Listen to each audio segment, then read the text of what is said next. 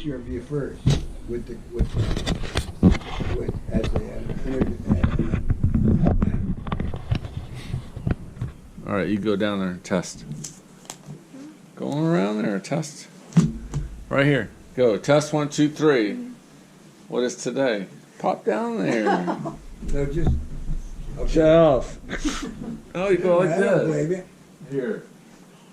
I'll do it. All right. She's out. All right. So today's technology. This is called an iPhone. Oh. So.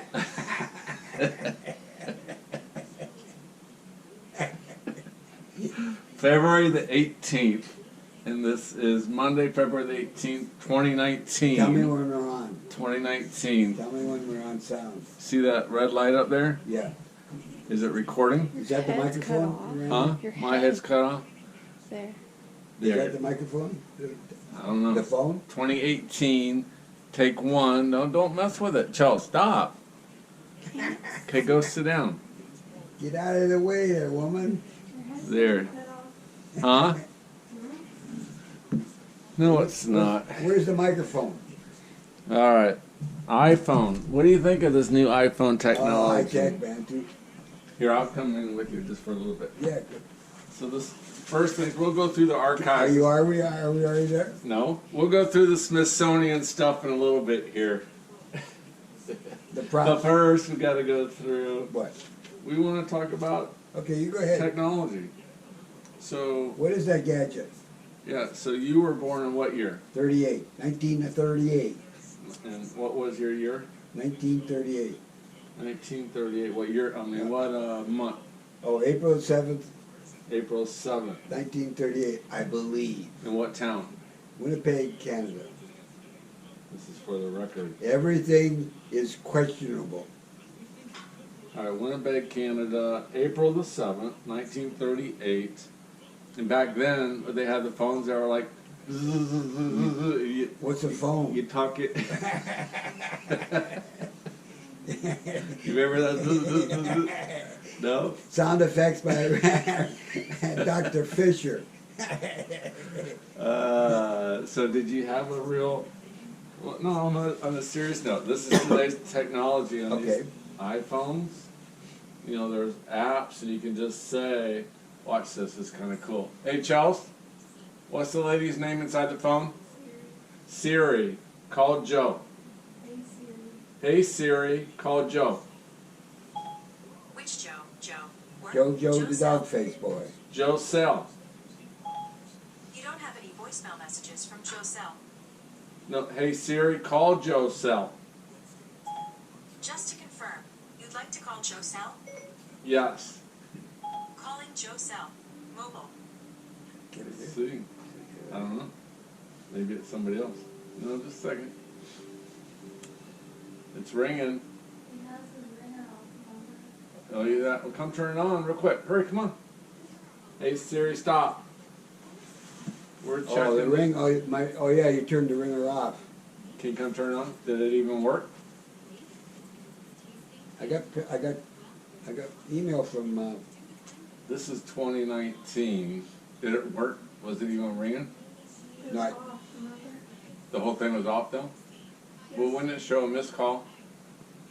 Just try it again. Try again. Hey, Siri, call Joe Cell. Which phone number for Joe Cell? Mobile. Work. Home.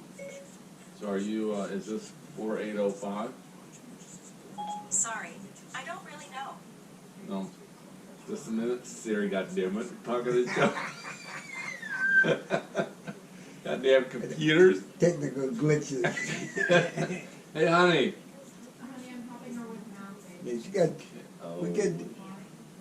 just a minute. Let's Just proceed. a second. So do you know your number? Is it 7370? Did it work? Oh, That one. Oh, I don't remember. Here, let's try. I think this is your house phone. Something's ringing. That won't be that one. So I think it. That's yeah. Let's try this one. 9 That's 541 done. That's 549. So that's home. Yeah.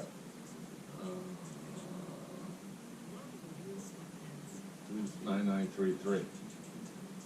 That sounds good. That's it right there. Yeah.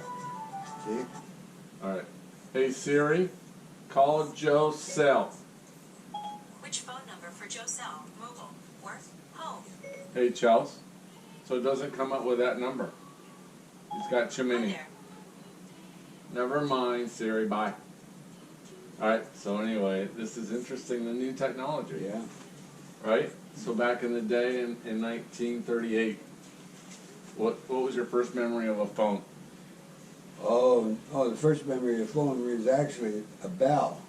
Okay. And the bell is, this comes back,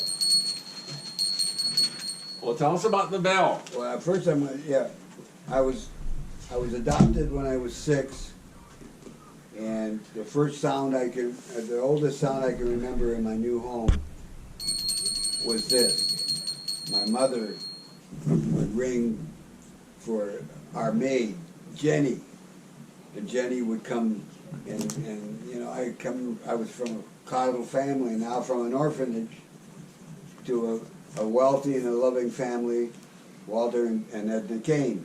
They adopted me thinking that I would possibly be a potential heir to my father's business, Kane Equipment. But little did I know, and also themselves, that I was terrified by a lawnmower. Okay. Push lawnmower, let alone millions of dollars worth of a drag line. So, but this sound, I always remembered that sound, and So this bell came from now in your mom. it was right next to the phone. Okay. Next to the phone, in a little cubby hole in the wall next to the kitchen. Okay. And this hat represents my father. This was a Stetson. He wore Stetson hats. He was well known. Everybody knew. He lived in Winnipeg, Canada. There was about 250,000 people, and everybody knew my father. My father was a self-made. He wasn't a millionaire. I guess he would have been, even by that standard, way back when. Right. He was. Everybody knew him, and they respected him because he was one of 3 brothers that ran away from home. My father was 12 years old, got on a railway boxcar, and rode from Conshohocken, Pennsylvania, near southern Philadelphia, Okay. all the way out to the Rockies, to the western Rockies, and eventually, so my father's 12, 13 years old, and by the time he's 18, he's the world's champion bronc rider, Okay. and one of his brothers was the world's champion cowboy calf roper, and the other one was one of the trainers of the horse called Seabiscuit, a famous racehorse. Yep. Yeah, I remember that story. And then my father migrated up to British Columbia, and one thing my father was noted for, 4th grade education. When my father was noted for, people respected him. He was a leader, Okay. and he was very, very stern. Never touched me physically. I mean, punished me in that way at all. Give me the death stare if I didn't do anything. He had high standards, which I attribute now. So we had a bunch of horses at the house in Winnipeg, and then about 3 miles away was his business. My mother ran the horse business. We were a livery stables of 50 horses on 650 Cambridge Street, and my father had his business at 701 Henry Street in Winnipeg, and he had about 50 men there, 100 men working there, and they would, on heavy equipment, international harvester, road building equipment mainly, and that kind of stuff. And so I grew up in a loving family with a horsey background. My father, our home was full of Navajo rugs. My father and my mother in the wintertime would escape 40 below zero in Winnipeg and go every winter down to his brothers in California, and he would fill up his Packard car, the trunk, with the Crown Royal whiskey. Okay. And he knew the customs guy at the border, Emerson, Manitoba border, and they drive down and fill it up, and then he exchanged the His whiskey for rugs? Rugs. Beautiful rugs.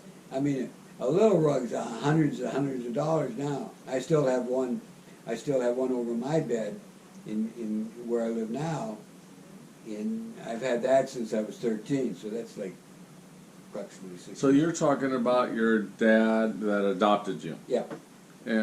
But you don't have any memories of your real father or mother. No, all I remember is being in the orphanage, in a Okay. big home, big house on Portage Avenue, St. Joseph's Orphanage. In Yeah. St. Joseph, you can Google online and you can see Yeah. old pictures, Old but it's pictures. been torn down. Yeah. So maybe like 10, 15 years ago, they went ahead and bulldozed it down, but you Yeah. can still see pictures. Yeah, Jodie found it that time when we were coming. She found it online. So So do you remember being dropped off at the orphanage, or that your no, first memories no, of I was there all my. I was all. your life is that you were up there? to 6.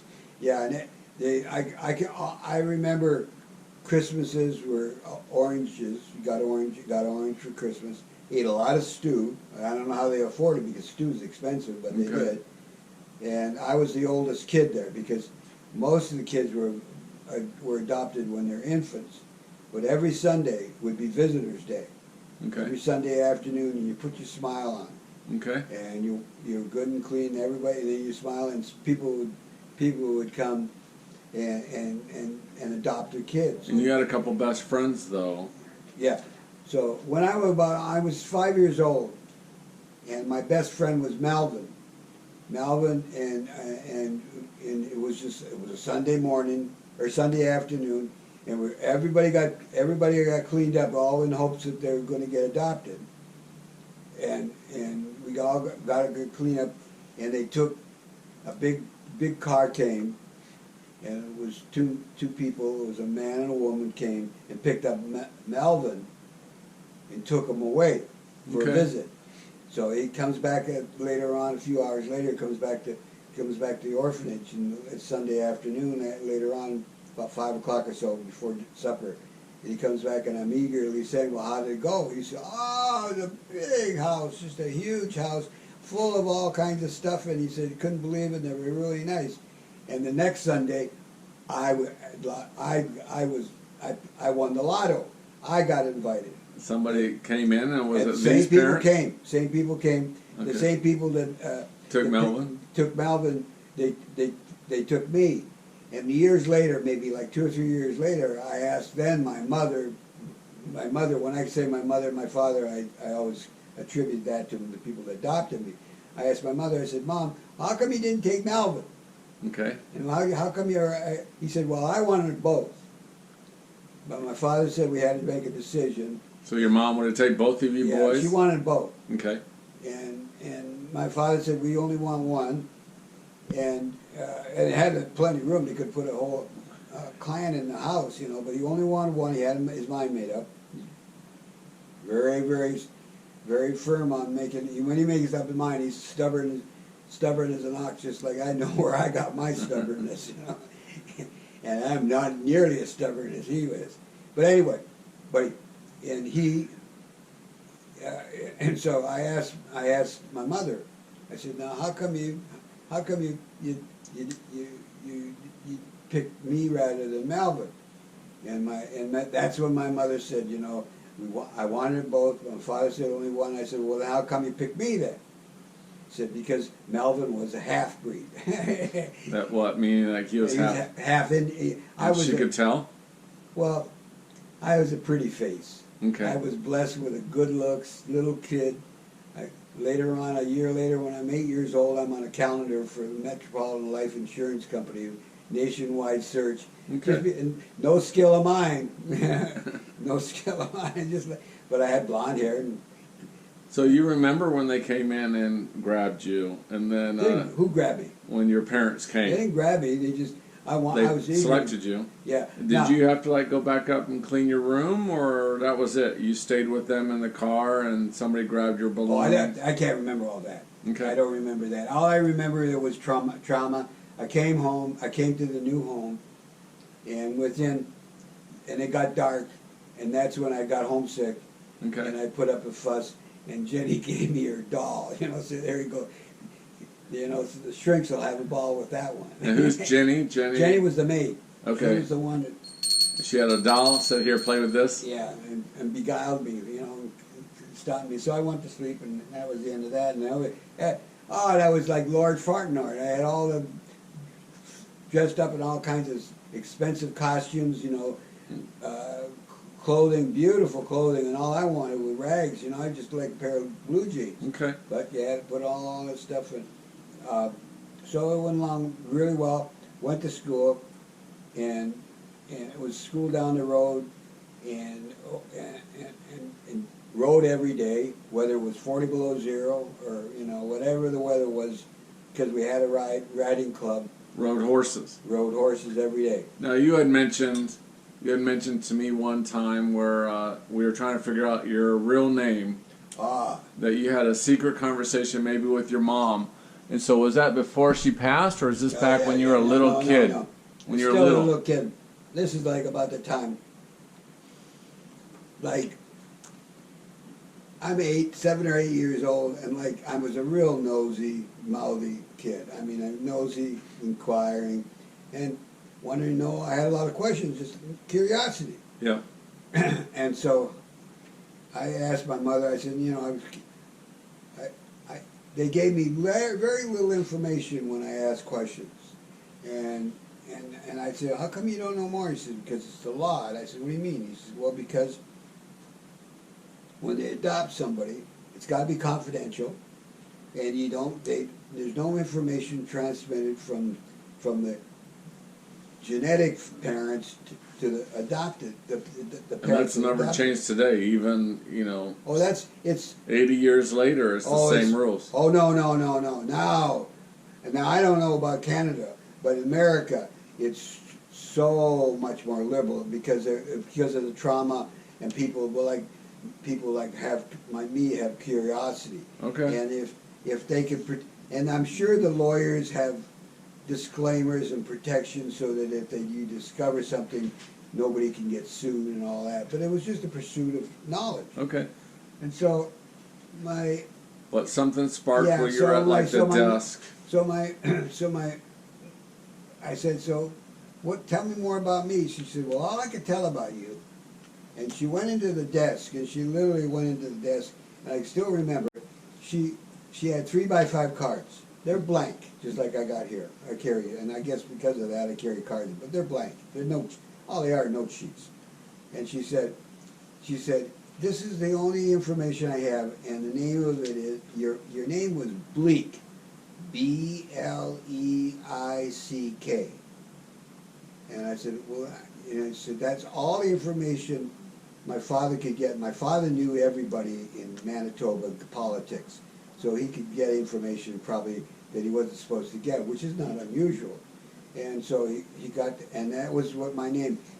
And over the years, I wondered if my poor imagination created that. Okay. That this is just another one of my demented conclusions. But that's all I'm going on now. And now the boys and the orphanage called you a name for a while. It wasn't always Joe. Oh, yeah. It wasn't Joe. You're No. Joseph Kane now. Yeah. So, no, that's right. You're right. So, when I was in the orphanage, so my name, if, let's say, assume my mother's correct, the name that she said I had was Bleak, my name would have been Albert Bleak. So you kind of remember that, though? Oh, yeah. What, Albert? Yeah. Oh, yeah, because my name is Joseph Albert. And and my father's name was Walter Joseph Kane. So I took my father's second name as my first name. Okay. So it's Joe, and which I really like, because unpretentious, Well, you took Kane from these people that adopted you. Yeah. And, and you've always been Joe Kane. Joe Kane, yeah. And when I was a reporter, people would say, oh, that just sounds like a reporter. I said, great. Now start talking. All right, okay. And so now on your birth year, on your birthday, when you you made that one up, or that stuck since your Oh, I orphanage? think that I don't know whether that was an agreed, they pulled that out of the hat, Okay. or whether that Was- was on a document. And for some reason, being a very curious person all my life, very, very curious, and one of the things I'm proudest of is I've never been in a fight, physical fight. Okay. And I'm a mouthy. There's nobody more mouthy than I am. Well, I testify to that. But I was able because I attributed going to the orphanage. In the orphanage, I learned the skill of survival. Okay. I learned the skill of manipulation.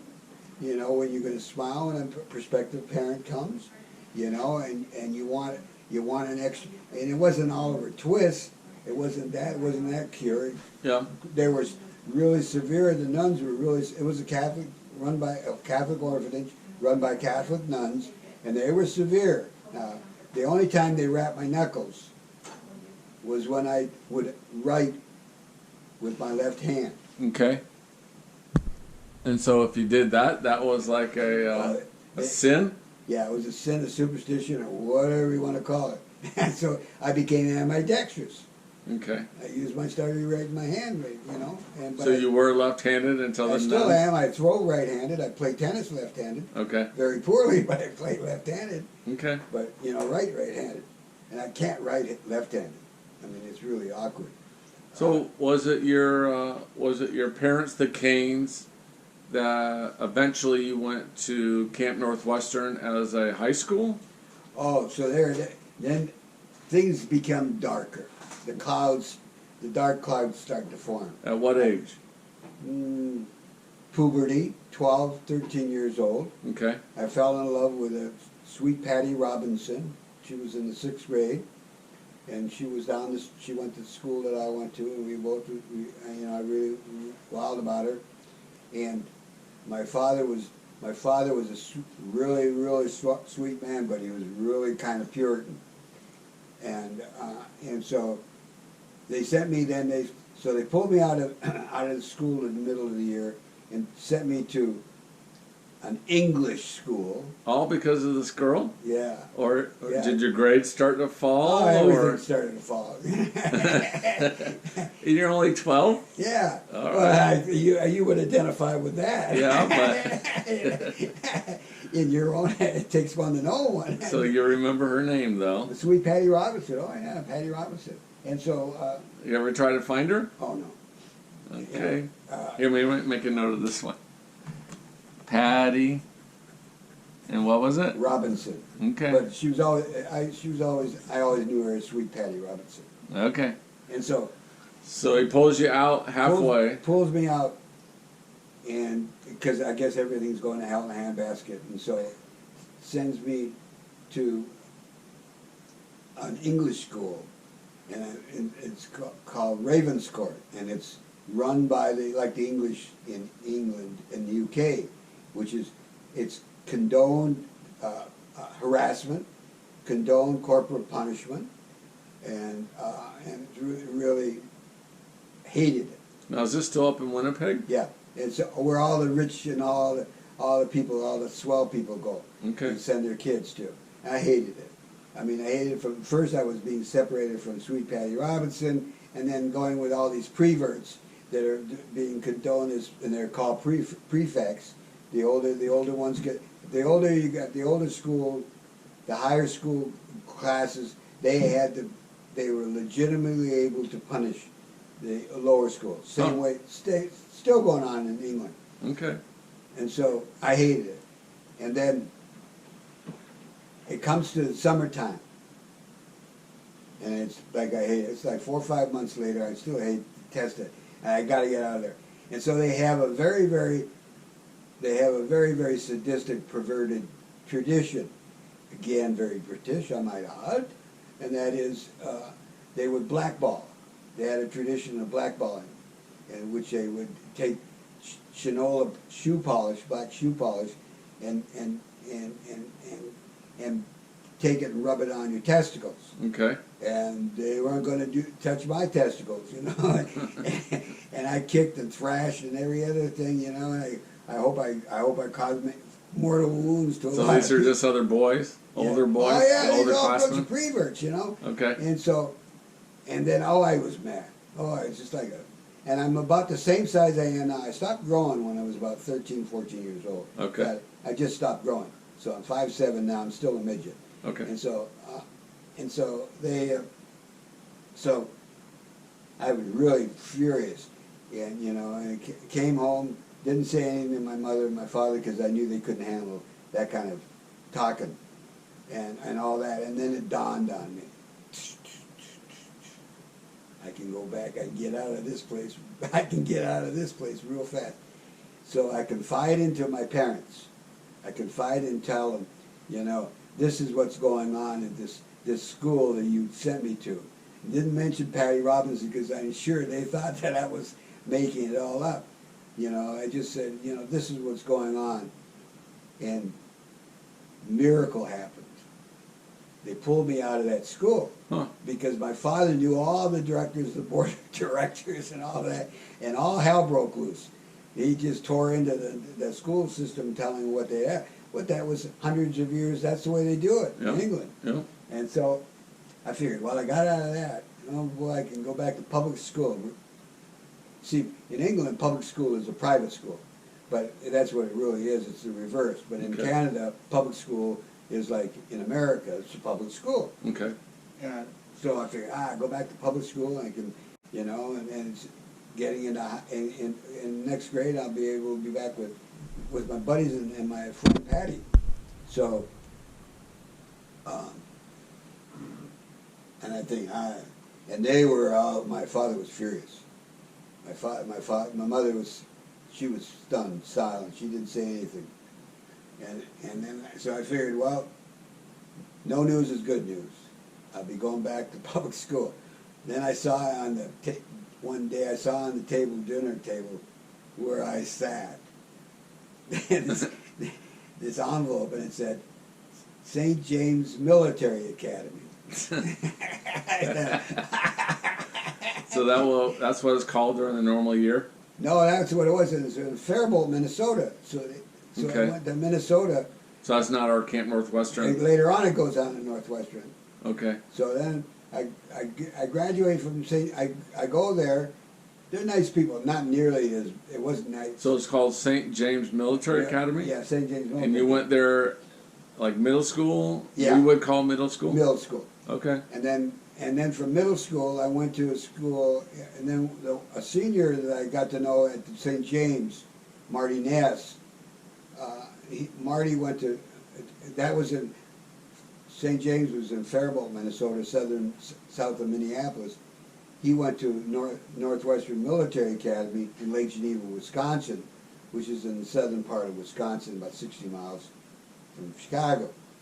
And so, because of Marty, and my parents came down and picked me up from St. James. He met Marty, and they really liked him. Marty was a real leader, you know, and all that. Okay. And so I went to Northwestern. Went there for 4 years. Now, would that be your high school years? Yeah, went to my high school year, and I really didn't like it. I rebelled against it, you know, and the people that there was the commandant, you know, and other ones that were really very strict. I would scream at them, you know. I was really rebellious. Beautiful property, though. And so gorgeous. You know, just for the record, if you Google Camp Northwestern now, there's a movie called Damien. Yeah. And Damien was maybe, 20 years ago, but it's filmed at Camp Northwestern. Damien 3. Yeah. And gorgeous. And inside the boys are playing the drums, and it's a really beautiful property.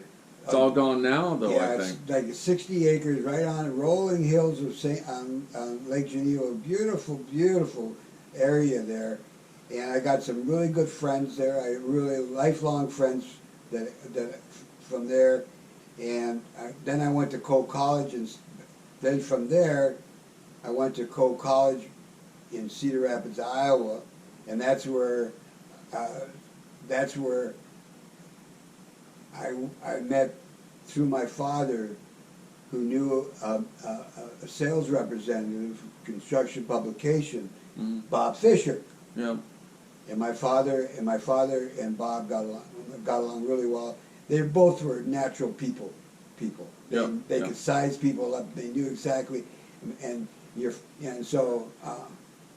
So before we go down that path, Oh, okay. then so back with your mother and father, how often when you were at Camp Northwestern and going to the military 4 year, how often did you see them? Still Christmas. like Christmas? Christmas and summertime. Summertime, again, my father, again, very stern. But I go up, I wanted, by now, all my friends are Americans. They're in America. Okay.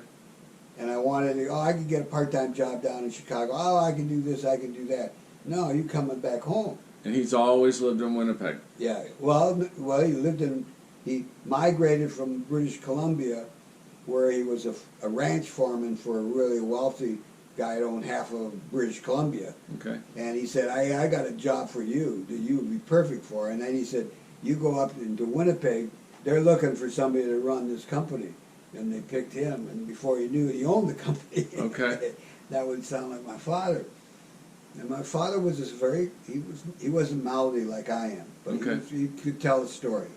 But your last memory, because I have pictures that we've met them. They've been to Cedar Rapids at our house. Oh, yeah, I remember. But and I remember close to when they passed away, though. It's been a long time. Yeah. My father died in '64. Okay. My mother died in '84. My father died, at that time, they didn't have the term Alzheimer, Okay. but it was like, he said he had senile, but it was about the same time that he had 2 prostate operations. Now this is like in the late 50s and early 60s, and medicine was still pretty primitive, Okay. comparatively speaking. So, and so he started to slide. And so he sold the business to his men. Okay. Got into his first love, always was his first love, was horses and cows, cattle. And so these people he had a riding club. My parents had a riding club. My father, they both owned it. My mother ran it. I had a riding club, and they had it, and buildings were coming closer and closer to our house, which was out in the outskirts of Winnipeg, and it was inevitably going to engulf that area. And so they wanted to move far, they wanted to have a stable and a place so they could ride away from all the houses, and so a group of them invested in buying this land about 3 miles farther east. Okay. But they couldn't do it. But they could do it only if they had somebody that could co-sign it. And my father said, "Well, if I hope for the best, but if not, I'll buy it." Well, it didn't last long. My father bought it for next to nothing really. Okay. And it was like, I think, 700 or 800 acres, and it was really good land. And my father he would bring a man from 2 or 3 men with crawler tractors, and they'd clear land, and they built this beautiful home on this parcel of land. And by now my father was pretty much getting to the semi-retirement. He was retiring and less, but he always dressed up every day, clean shirt, tie, and all of that. But his memory was going. Okay. Memory was going. And then by this time I was at Cole College.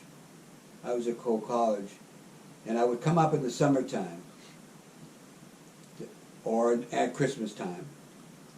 But my real heart was back in America. That's where all my friends were.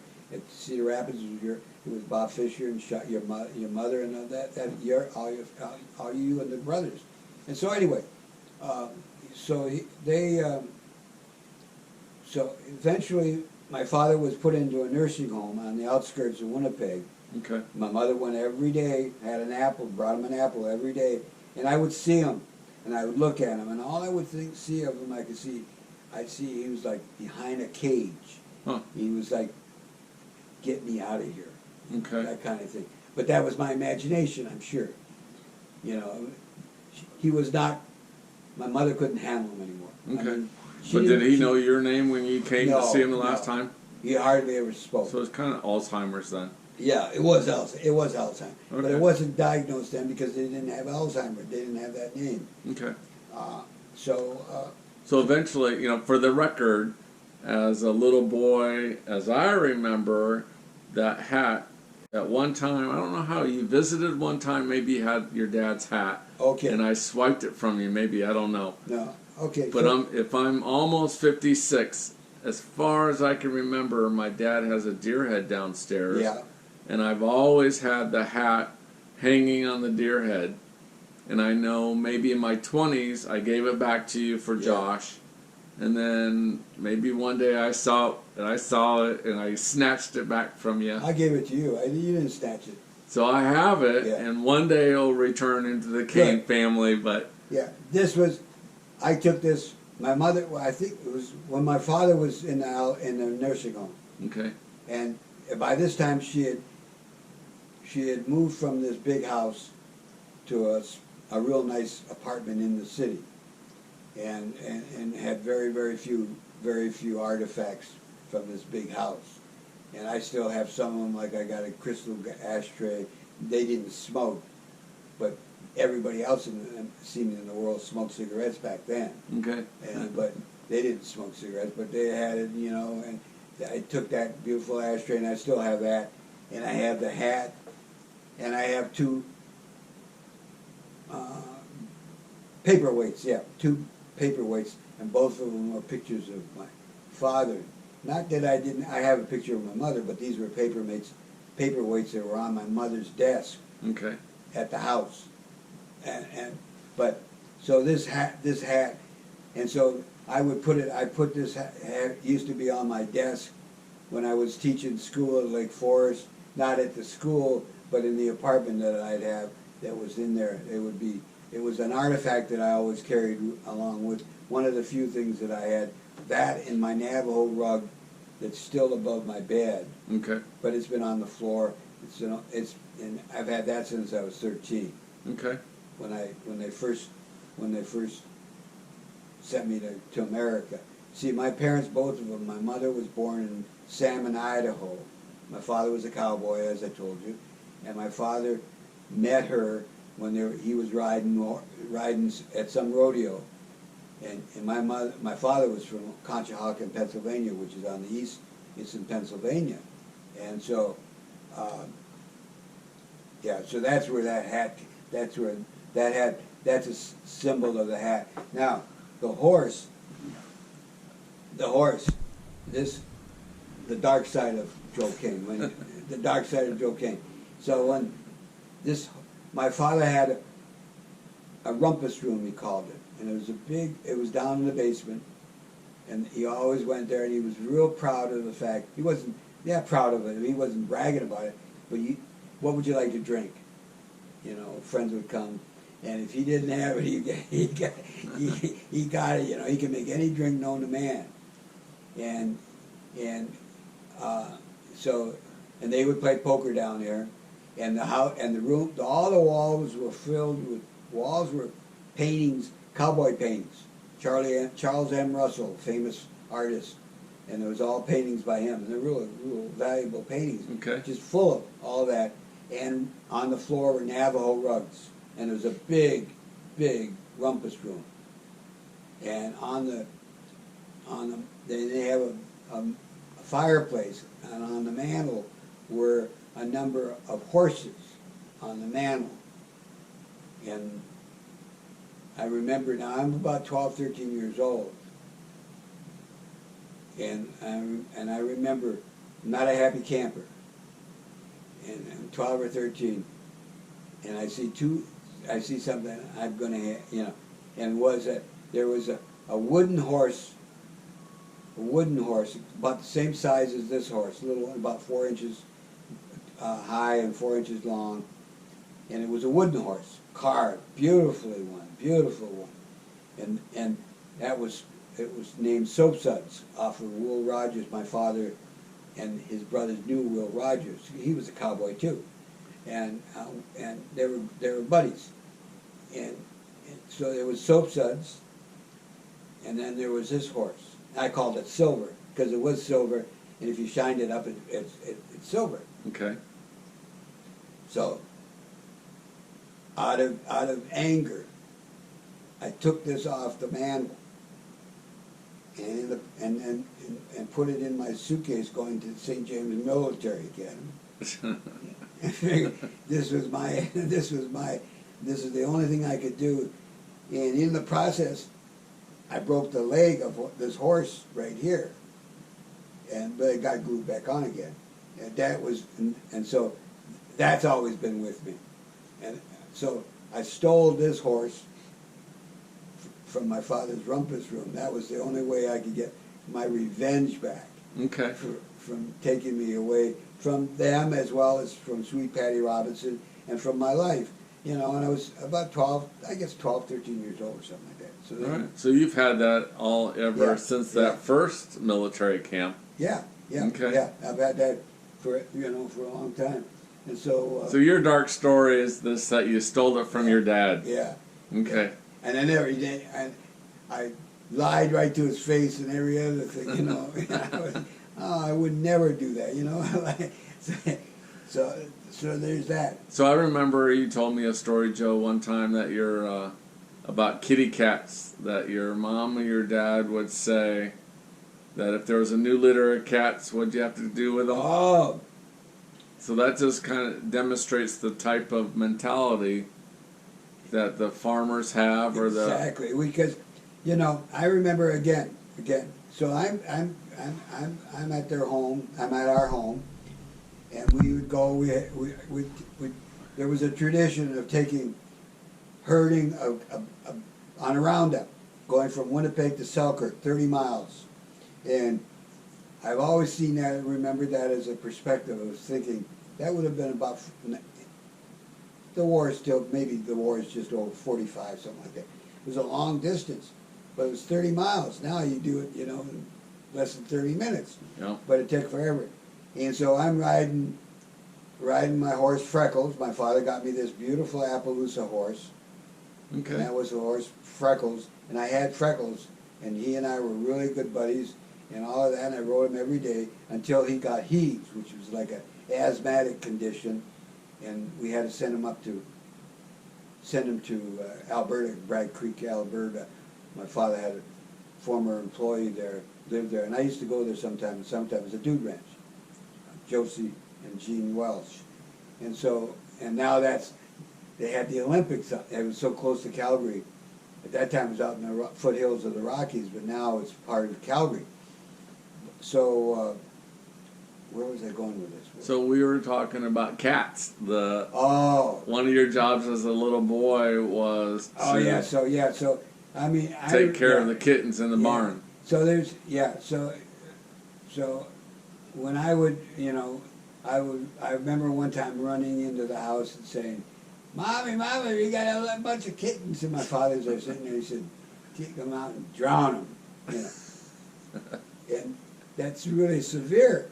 And so I remember telling that to a friend of mine who was cutting my hair. She was a beautician, Donna, and she was in her beauty shop I was telling this story, and to me, it shows you how cold and callous I am. And, you know, it's just part of living as a farmer, you know. Yep. You got to kill cows, and so by that time I knew exactly what I had to do, because I had done it before, which is take the kittens, put them in a gunny sack, take them and put them in the water trough for the horses, and put them in there. And so I'm telling this story to Donna, and here this customer in the shed, the hairstylist shop, they're both sobbing away, and you and I are laughing, but they were crying. But that is that was the mentality Yeah. of farming mentality. You just and we would go out to Calgary every summer. Every summer, my father celebrated. He would go out there. We would go, and my mother and my father would go out to Calgary, Alberta, and go to the Calgary Stampede. Fantastic. My father knew all the cowboys, but of course he didn't know all of them because he was a has-been by then. But he had a lot of friends, and he had a pocket full of tickets for every event. And we would see all the calf roping, bareback riding, bull steering and all that. And my father, and so when we would go, we'd drive up to the Palliser Hotel, the best hotel in Calgary. And it was a really nice, like a palace to me. And it was, a Palliser Hotel. Now, is that hotel still around, do you know? I don't know. Okay. Calgary is really big now. But anyway, to show you that while the stampede was going on, they would put the horses in the elevator. Really? Yeah. So and ride them through the to the hallway. And so I saw a side of my father I never seen before. My father had a construction business, and on the second floor, and your father saw it too. Your father, Bob Fisher saw it because he would go up there and visit my father. But up at the second floor, they had a bar room, and I mean, an open bar. Okay. And so people, the mechanic could come in and drive in there with the machinery and have to wait and have the pleasant, he wasn't worried about that because he was getting paid and plus he was getting drunk in the process. So in Calgary, I saw my father, the side of him, he was a wild man. He was a real cowboy. He was a cowboy, a real cowboy. Really, and there'd be Indians, and he didn't know them and all that, and there was a lot of firewater and all of that, and he was able to enjoy and share with his success with these people because they were just poor old cowboys. Yeah. And so, but we would drive up to Calgary, drive up and check into the Palliser Hotel. We did this every year it was a ritual. I remember 4 or 5 years that I did it with them, and I think they did it a lot longer than that, and before too. And they would go in there, and we had rooms, suites 1, 2, and 3. Okay. And every time we checked in, Jack Dempsey was checking out. Okay. Because we always shook hands with Jack Dempsey, and he always had suites 1, 2, and 3. I had suite number 3. That's where I slept. The middle suite number 2. It was my parents, and suite number 1 was the party room. Okay. But they would literally ride through the hotel, wild Indians, That's a cool story. Yeah. So anyway, that was So that imagination, and I mean, I remember one time, Slim Pickens. Now he's the guy. I don't know if you ever heard of Slim Pickens. He was in Dr. Strangelove. Okay. He was the pilot that rode the bomb down. Okay. Dr. Yeah. And he was in a lot of Walt Disney movies, cowboy movies. Okay. And he was really a sweetheart. My mother and Jack Dempsey and Slim got along really well, and he was what they call the rodeo clown, and he would go Slim would go out there, and have a big. He'd roll out a barrel, and so when the bull would kick off the cowboy and start wanting to gouge the cowboy, his job was to distract the attention. Right, so the cowboy wouldn't get hurt. Yeah. And it was always and it was great, and he was really good at it, and he was really good. And so one day, the guy, and so there inside he didn't know, he'd just he'd roll out this barrel. Slim would roll out this barrel, and I got to know him because of my mother. They got on. All they did was laugh. My mother and he just laughed all the time. And they would roll out this barrel, and And everybody saw it. It became a part of the thing, right? And there'd be about 100,000 people there watching it in the rodeo, big rodeo. I mean, world's biggest rodeo at the time. And my father rode it when he was a kid. Well, not a kid, 18, 19 years old. And so they would roll this barrel. Slim would roll this barrel out, and then stand it on its head, on top, like that. So then when the bull kicked the cowboy off, then he dropped the barrel down and rolled up towards the bull to try to get the bull attention so the guy could get away. And Slim was fast enough and he knew what to do, and he did. And then all of a sudden you see this hand coming out of the barrel. So there's somebody in the barrel. Okay. Well, one day the somebody was sick, and they didn't have anybody to go in the barrel. Huh. Oh, you got to do it? I got to do it. Oh, and Slim said, you know, I don't know whether Edna, that's my mother, and she said, I don't know whether Edna's going to like it, so you make that decision yourself.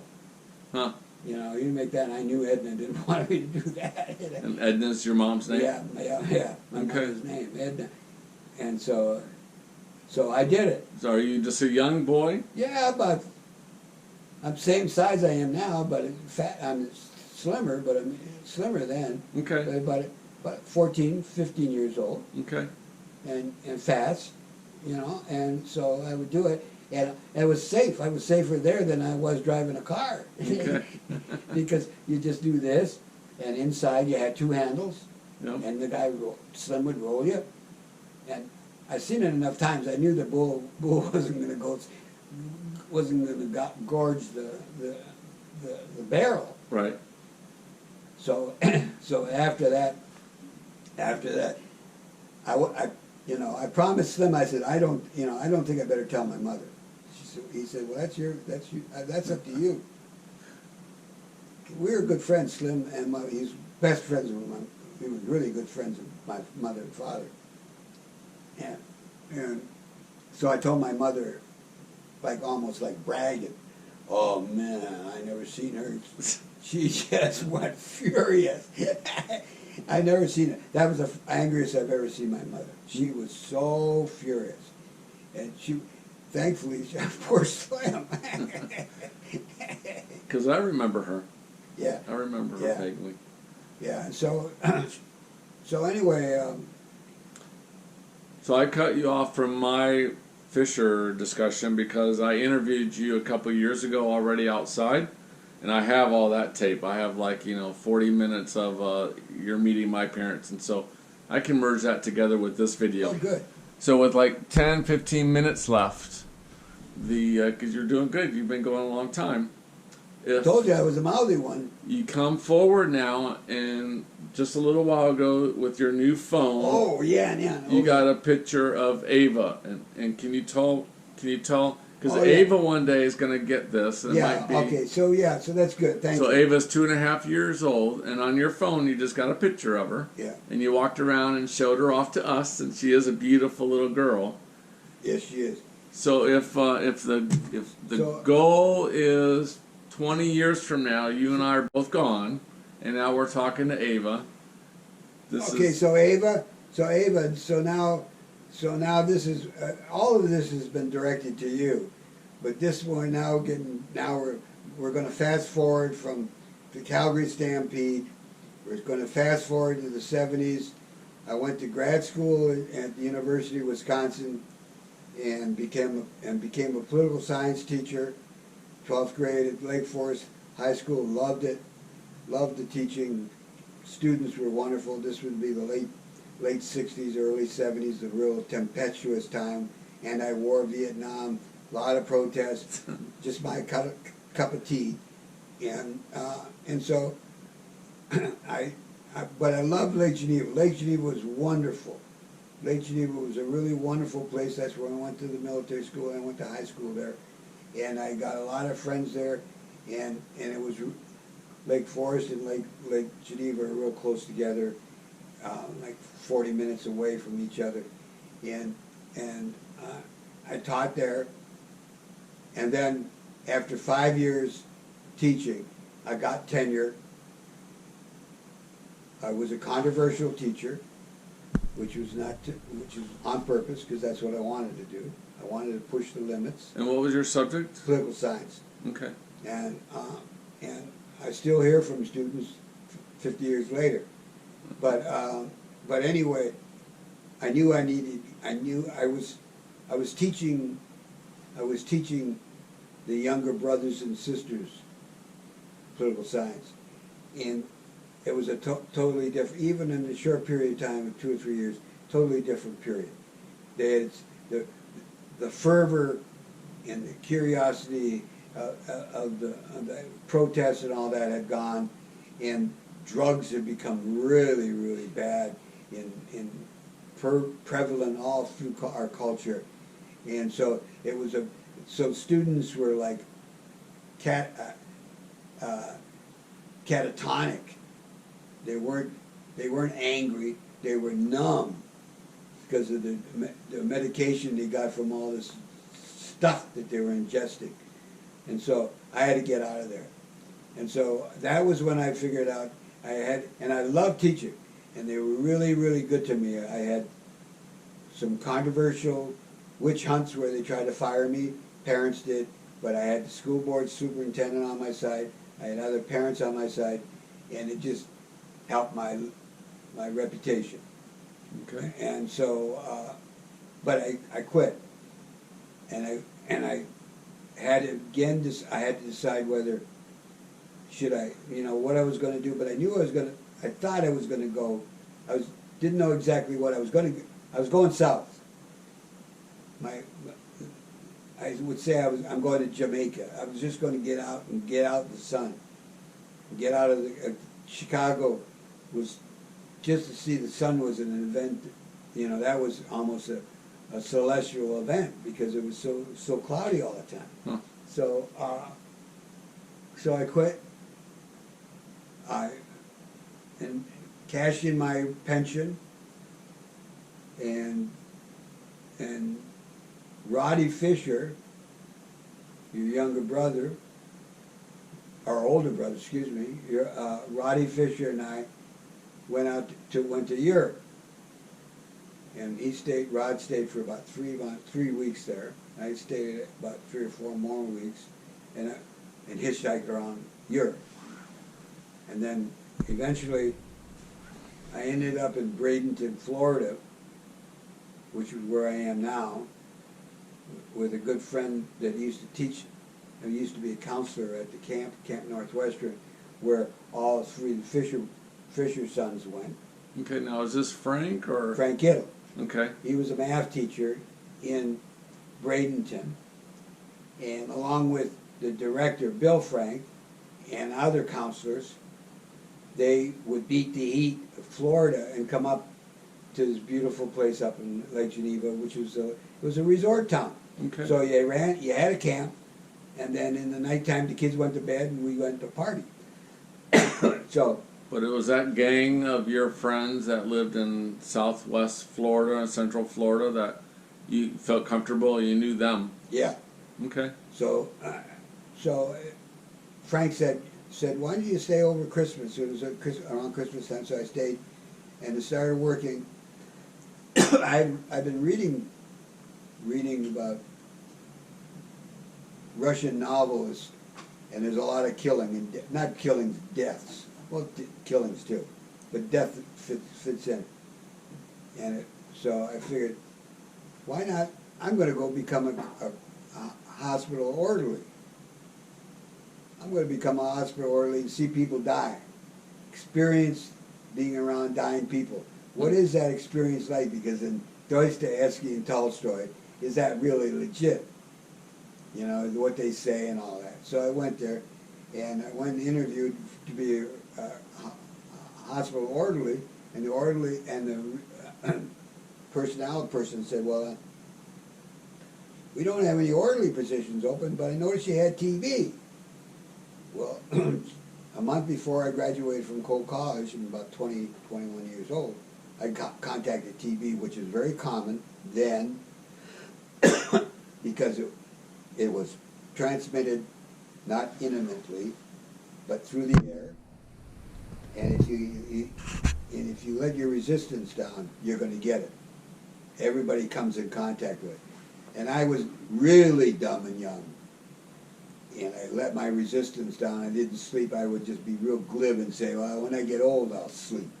You know, and that was my thing. So I was, for six months, I was at a sanitarium right out of Cedar Rapids, about 30 miles Oakdale, right near Ames, Iowa City, and stayed there. And I went there. I remember going into the hospital, into the sanitarium, all men, hacking away, all with tuberculosis, most of them with at least one lung out already removed, and smoking their cigarettes through their throat, pneumothorax, you know. That's really bad. And so when I see your father, Ava, smoking cigarettes, I would really, like that. But I went there when I was the director of the hospital, Dr. Spear. And one of my majors besides political science was economics. And so I've always been a reader. And so most people there weren't readers there. And so he would come and we would talk politics and economics. And he gave me one of his offices, and that's where I had my own. I was like the Shah of Iran. I had my own room, you know, and I could bathe once a day, which you weren't supposed to. You weren't supposed to shower once a week, and you just have to eat fatty stuff. You never get cured of it, but to surround the basilia with a wall of fat. Okay. So I'm in Bradenton at the sanitary or at the hospital. I'm now a respiratory therapist, and I didn't even know what a respiratory therapist was.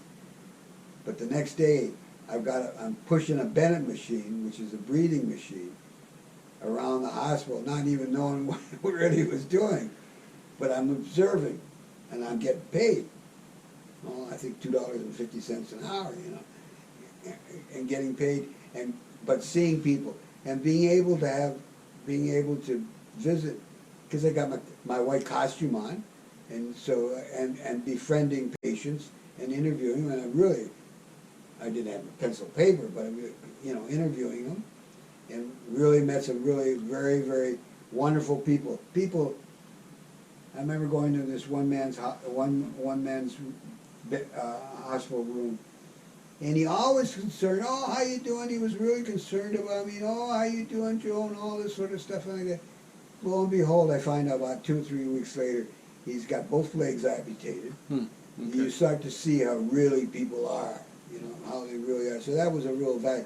But I knew I was going to it was a great job because at first, a lot of wonderful people. And plus I knew I wasn't going to have it very long. And then from there, I became a social worker for the state of Florida, HRS, which was really good. I had a very, very good supervisor, and my job was to interview. And my clients were the mothers of Manatee County. That's how long ago it was.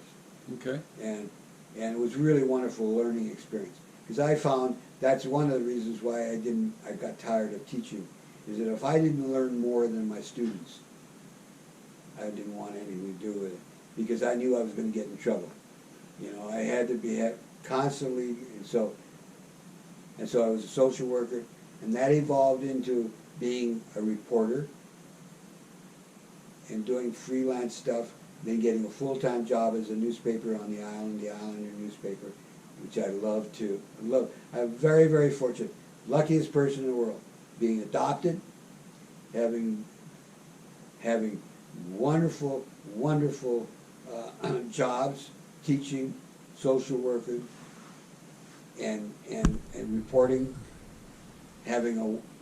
getting married, having a wonderful, to Bev, a young gal, and getting married, and having a son, Joshua, your father, Ava, who thankfully is a lot smarter than I am, and a brilliant person, and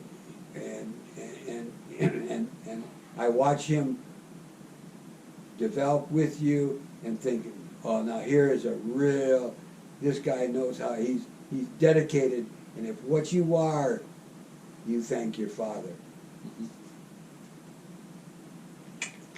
All right, you done?